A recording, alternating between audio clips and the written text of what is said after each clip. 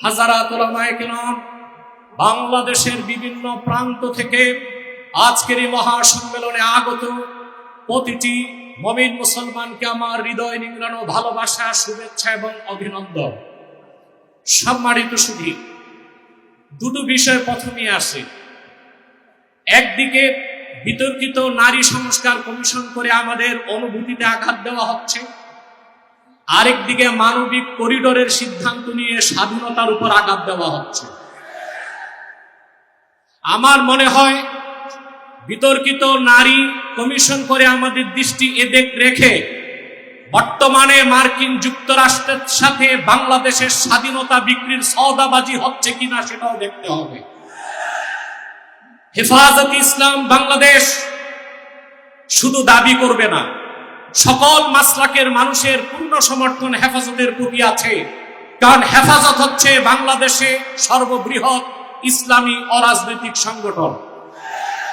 আজ আমি এই জনতার পক্ষ থেকে, বাংলাদেশের কোটি কোটি মুসলমানের পক্ষ থেকে হেফাজতের সম্মানিত আমিরের কাছে বলবো, হেফাজত রাজনীতিতে যাবে না, কিন্তু রাজনীতি নিয়ন্ত্রণ করতে হবে। 53 বছরের ইতিহাস আমাদের কলঙ্কিত। আলেম ওলামা, পীর মাশায়েখ আর মাদ্রাসা ছাত্রদের পবিত্র রক্তে পা রেখে তারা ক্ষমতায় যায়, আর ক্ষমতায় যে ইসলাম ও মুসলমানকে চ্যালেঞ্জ করে।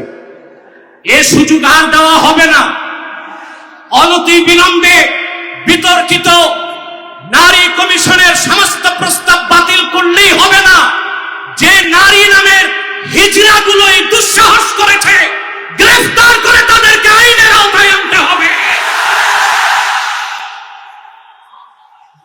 আরেকটি বিষয় হচ্ছে, ডক্টর ইউনূসকে বক্তব্য পরিষ্কার করতে হবে। 16 বছর ভারতীয় আধিপত্যবাদের বিরুদ্ধে আমরা রক্ত দিয়েছি। সর্বপ্রথম সকল প্রকার শিরক, কুফর, রামবাম, নাস্তিক আর ভারতীয় আধিপত্যবাদ ও ফ্যাসিবাদের বিরুদ্ধে রক্ত উৎসর্গ করেছে শাপলা চত্বরে হেফাজতের আলেম ওলামা কর্মীরা। সেই আন্দোলনের আগুনগিরিতে 5ই আগস্ট ছাত্র জনতা আগুন ধরিয়েছে শুধু। অতএব আলেম ওলামাকে বাদ দিয়ে কোনো সিদ্ধান্ত মেনে নেওয়া হবে না। ডক্টর ইউনূস সাহেব পরিষ্কার করুন, মানবিক করিডোরের নামে বাংলাদেশকে ইন্দো প্যাসিফিক অঞ্চলে যুদ্ধের দিকে ঠেলে দিবেন না। আমরা ভারতকে শায়েস্তা করেছি। যদি আটলান্টিকের উপর থেকে কেউ আগ্রাসন করতে আসে, বাংলাদেশের প্রত্যেকটি মাদ্রাসা একটা ক্যান্টনমেন্ট হবে। সেনাবাহিনীর সাথে কাঁধে কাঁধ মিলিয়ে মাদ্রাসা ছাত্ররা দেশ রক্ষায় মাঠে নামবে। আগ্রাসী শক্তিকে বলে দিচ্ছি, আমার দেশের সবুজ লাল পতাকার দিকে যে চোখ তুলবে তার চোখ উপড়ে দেওয়া হবে। আমার বাংলার কোন 1 ইঞ্চি মাটিতে আগ্রাসনের থাবা বসালে সেই কালো হাত ভেঙে দেওয়া হবে। বিদায় লগ্নে আরো 3টি দাবি আমাদের পক্ষ থেকে। ব্লাসফেমি আইন করতে হবে, freedom of expression, freedom of speech. বাক স্বাধীনতার নামে ইসলাম বিরোধিতা যেই করবে তাকে আইনের আওতায় আনতে হবে। আমার দেশে অসংখ্য আলেম ওলামা, নিরীহ মানুষকে জঙ্গি তকমা দিয়ে কারাগারে রাখা হয়েছে। যদি বাবর সাহেব মুক্তি পায়, তাহলে যে সমস্ত আলেম ওলামা জঙ্গির মামলায় ভিতরে, তারা কেন মুক্তি পাবে না? তাদের মুক্তির আগে সংস্কার না, নির্বাচন হতে দেওয়া হবে না বাংলাদেশে।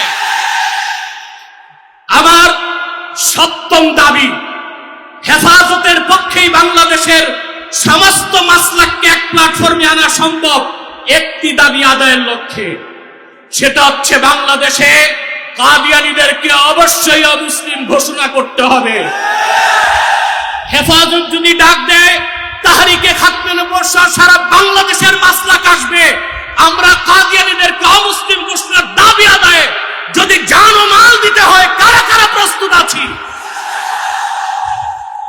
আখির দাওয়ানা আলহামদুলিল্লাহি রাব্বিল আলামিন। ওয়াসসালামু আলাইকুম ওয়া রাহমাতুল্লাহি তাআলা ওয়া বারাকাতুহু।